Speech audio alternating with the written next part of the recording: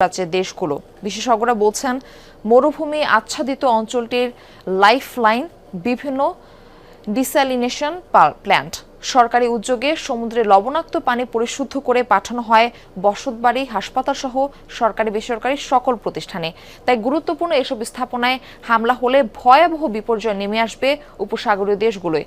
কয়েকদিনের মধ্যে বিমান মানবহীন হতে পারে দুবাইয়ের মতো বিশাল শহর। নির্মাণ কাজেও আমি বেছে নেই CSRM TMT 500W, committed for better still.